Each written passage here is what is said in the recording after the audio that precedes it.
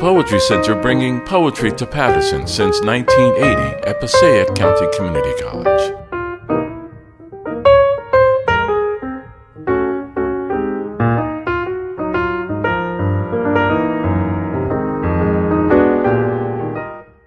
I'm the kind of writer who has to do a dozen drafts just to clear away the clutter to find out what I want to say. But as I grew more experienced as a poet and as a journalist, I began to appreciate what Ginsberg was doing. He cleared away the clutter inside his head, and what emerged was what he wanted to say. His was a style of thinking and expression that takes a lot of experience to master. When I sat down to write what I felt the obituaries missed about Allen Ginsberg, the social activist, the Pied Piper of protest, his style became infectious. Here's a Ginsberg-esque poem, Ode to a Man of the World. When Allen Ginsberg died, the headlines were wide-eyed: beat, drugs, sex, famous. But the obituary writers uniformly dissed Ginsberg's work as an activist. None told how he put his ass on the line amid the sex and dope and sex and writing poems, how he sat on a railroad track to stop a train to plutonium waste at Rocky Flats, Colorado, right after writing Plutonium Ode. How his leftists howled for NATO bombers to pound Bosnia to punish Serb aggressors. Ginsberg went to Serbian Belgrade to say, put down your guns, everyone. How as America warred in Vietnam, Ginsberg traveled our hair-trigger land to preach peace and love and flower power to men with guns who shot uppity agitators.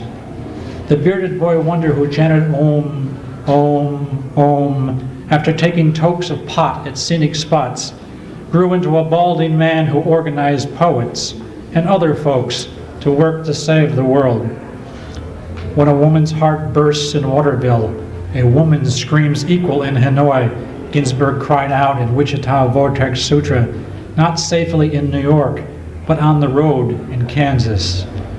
Few dissenting on this train, I, the lone beard, who don't like Vietnam War. He wrote of a ride out of Texas with 99 soldiers headed for the war. His poems burst out of real life. Ginsberg's legacy is both poetry and activism. Go, look, listen, and then rise to the occasion. This was his lasting message. Hear that irrepressible voice.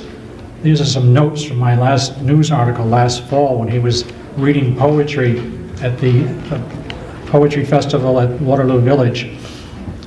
It's never too late to tell a superpower to stop and meditate. Don't smoke. Don't smoke. Choke, choke, choke. Who bomb? You bomb. Who wanted to bomb? Armageddon for the mob. Armageddon did the job. This ode to you, O poets and orators to come. Take this wheel of syllables in hand. These vowels and consonants to breath's end. Destroy this mountain of plutonium with ordinary mind and body speech. Thank you.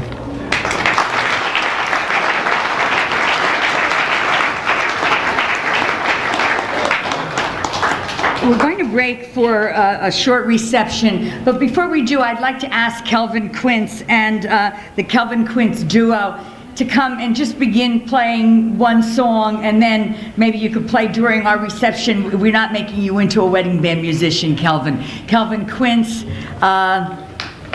and Rory will perform a solo drum composition.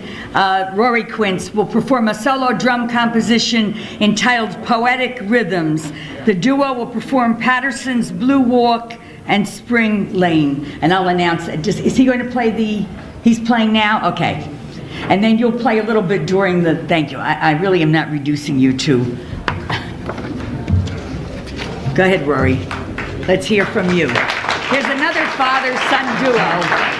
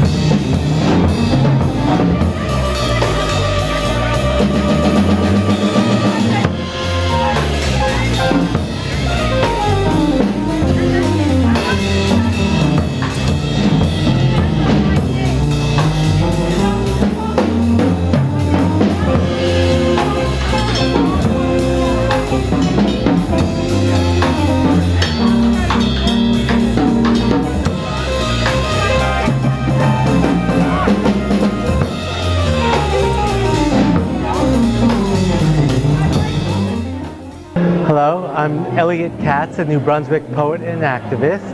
I met Alan quickly in 1976, but got to know him after studying with him for a month at Naropa Institute in Boulder in 1980. It was a real pleasure to be here today. I'd like to really thank Maria Gillen for organizing this.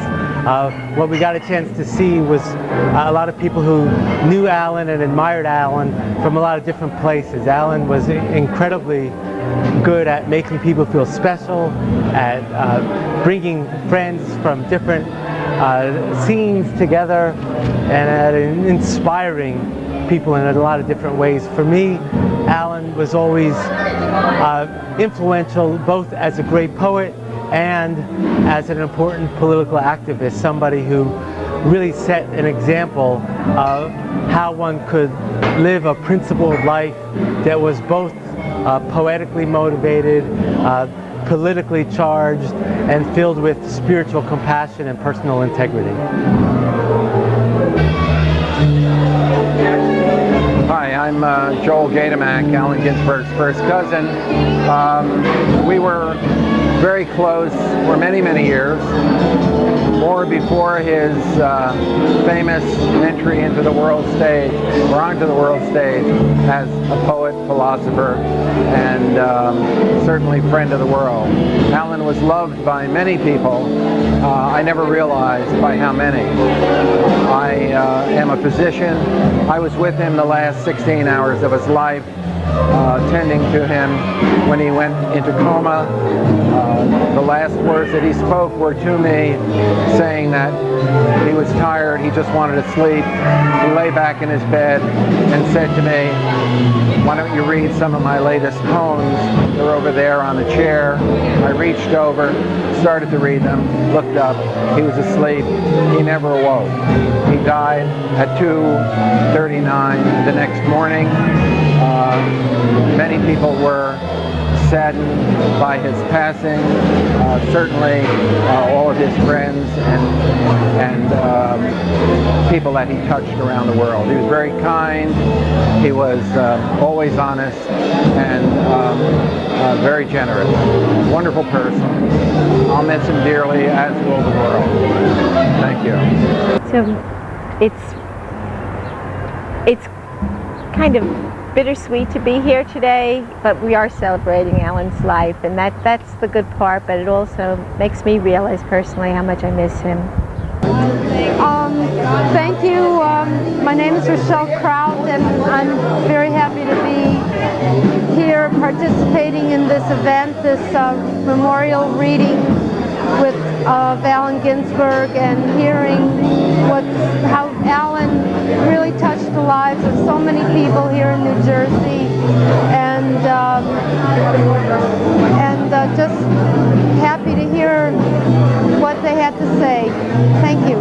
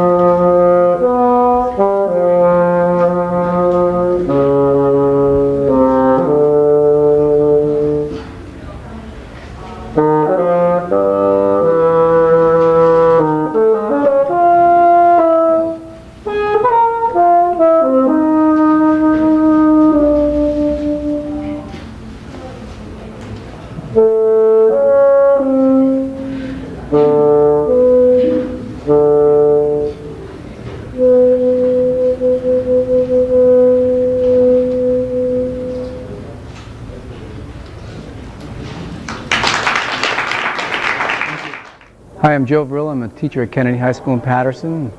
I performed with the Silk City Poets years ago, and I'm still pretty active in poetry. And I just want to thank Alan for allowing all of us to be able to write. All these working class kids from these working class families that really didn't have, in a sense, the right to write. He opened that door. And now all kids in Paterson can express themselves, and I want to thank him for that. So thank you once again, Alan. I just want to say that I really enjoyed the honor that was given to Allen Ginsberg because of the issues that he dealt with, and I think he was a great humanitarian, and listening to the various people talk about him really inspired me, just to encourage me, to let me know that all people care about people and focus on various issues, and that's what he did. So as a poet, it inspired me to be a lot more caring and concerned about other people, and to deal with issues that Allen Ginsberg focused on, and I honor him for that. And it was a great day, and we had a very good crowd here, and I really enjoyed it. Very inspiring. Thank you. Well, today was one of the busiest days we've ever had here at the Paterson Museum. We've seen about 400 people, and I'm proud to say that this is an excellent day in terms of the visitation and the exchange of ideas and knowledge and of cultures. It was really a tremendous day. It was a beautiful day, and I'm proud to be part of it. Thank you. My name is George James. I'm a reporter for the New York Times, and I worked in Paterson for the Paterson Morning Call from 1964 until the paper went out of business in 1969. And it was my pleasure to meet Allen Ginsberg and his father as they were leaving municipal court, where Allen had just been forced to go because he had acknowledged that he had smoked marijuana at the Passaic Falls. And the judge threw it out, saying that doesn't constitute a confession. However, what struck me about him then, more than his poetry, I didn't know what to expect, but what I saw was a really kind person and his father, a really kind man. And they invited me from that point on to their joint poetry readings, and I got to know them and Edith Ginsberg through that. And what always struck me was they were a loving family, and Allen, for all his alleged wildness and bad boy of poetry, unconventional, was really quite a decent, honorable guy who lived a normal life, basically, or wanted those values that he learned with Louis. And so I was very touched today by many of the things that the people said who knew him much better than I did, and it seemed to all fit into kind of a pattern, giving sort of a more complete picture of the man. I'm Sander Zuloff. I edit the Journal of New Jersey Poets, and I was just really had to be here today to celebrate the memory of Allen Ginsberg, who was so important to New Jersey and to poetry and to the world. I mean, transcendent is a good word to describe his effect on people. And I think Maria Gillen deserves an enormous amount of credit, more credit perhaps than she will ever get, for bringing Allen back to Paterson and for uniting this terrific poetic legend with the city of Paterson and making that whole and making him a part of the poetry scene, because without her there would be no scene here, there would be no poetry in Paterson, and she's made it happen. So it's a terrific day for Allen, it's a terrific day for Paterson, and also it's a terrific day for Maria, who's done so much, I think, for the art of poetry in New Jersey. And I was very happy to be able to be here today and celebrate this great American poet.